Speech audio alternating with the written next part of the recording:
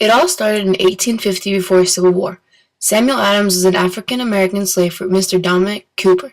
Samuel's fed up with taking up after people who treat him like dirt. He is strong, scared, but at the same time not scared to take risks. So he's made a plan. His plan is to run away from the Cooper as a slave and start his new life as a free African American. His plan was very risky, though. He has been caught trying to escape before, but that time was when he was with his family of his son, daughter, and wife Adeline. When they were running away, they were so close until slave catchers heard them in the woods. He told his family to run and that he would be back for them. When the slave catcher took him back to Mr. Cooper, he got his punishment. It was very severe. Blisters, bruises, and cuts all over his back. He's been writing to Adeline very secretly so they can communicate.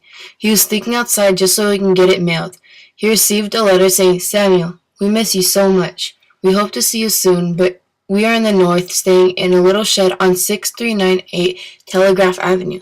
Please come. We miss you. XOXO. Adeline." Once he read that, he knew he had to get out of there and start his new life with his family. So it was official.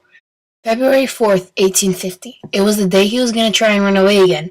Days passed as he was getting ready to leave. He was more nervous than ever, but he knew he wanted it. He didn't know if he was going to come back alive or if he was going to make it to his family. Samuel woke up on February 4th, 1850 at 3:35 a.m. He said his goodbyes to the other slaves that are working for Mr. Cooper. After that, he made his way to freedom.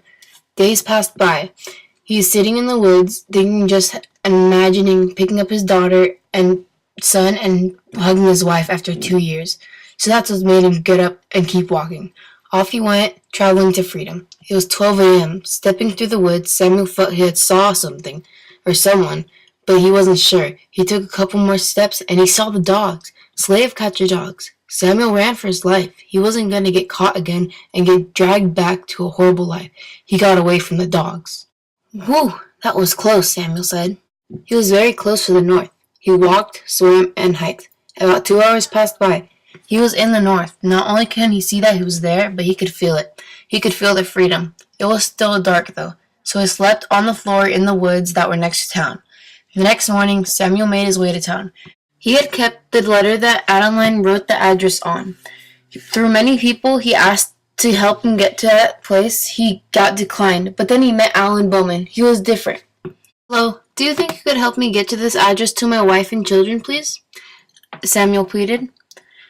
"Yes, I actually know where that is. I would be glad to take you there," Alan exclaimed. Off they went. They walked to Telegraph Avenue, and turned out it was only 10 minutes away from the town. The excitement Samuel had felt in his heart. He had made it to freedom, but not only that, he was going to see his family after 2 years.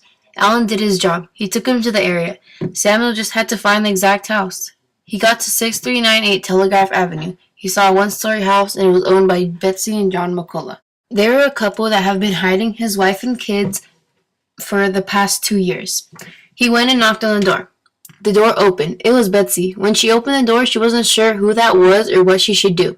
Samuel explained the story to Mrs. McCullough, and she was glad to let him in. She went into the back shed to go get his family. She came with Adeline, his daughter, and son.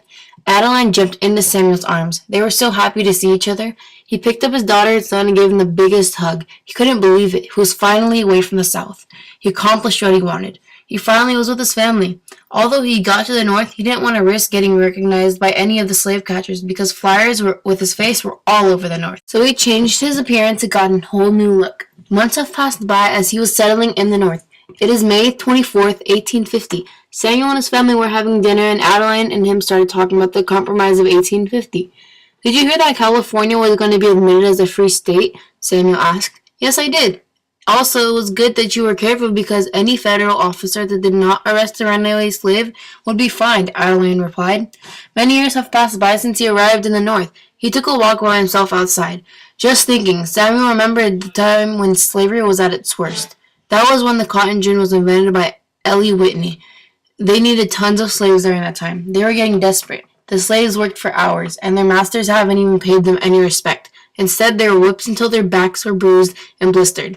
He also remembered the times when some men, out of the kindness of their hearts, had helped those who had lived in slavery. They had also released the Freedmen's Bureau. This had been ratified for the reason being that the black codes were limiting the rights of freedmen, and the government wanted to go against them. The Freedmen's Bureau provided food and medical care, to both blacks and whites in the South. It helped freedmen bargain for wages and good working conditions. But Samuel had just realized that he just wanted to stop thinking about the misery he went through when he was held as a slave in the South. So he went back into his house and lived happily ever after with his amazing wife and 2 beautiful children.